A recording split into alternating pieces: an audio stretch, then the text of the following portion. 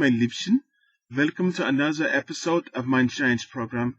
Today we will test the hypothesis that it is possible to steam clams using I found the atheist.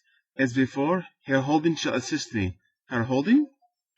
So, Fundy Atheist, you got another favorite Bible contradiction or error? You bet I do. Have a look at Matthew 13:31 and 32. Jesus says a mustard seed is the smallest seed. Some omniscient God he was. He didn't know about smaller seeds like orchids.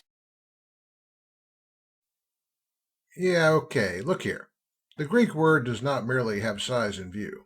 It also refers to things like prominence. Look at Luke 9:48. Obviously, Jesus did not mean that he who is the smallest in size would be greatest.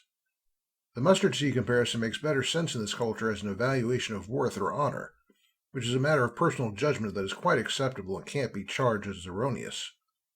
Oh yeah? What about the fact that Jesus says the mustard seed becomes a tree? It only becomes a small shrub.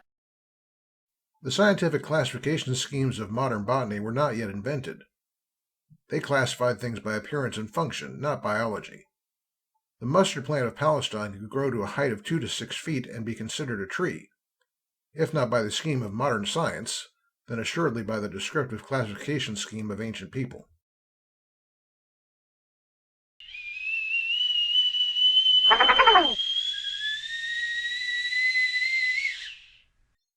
And there you have it.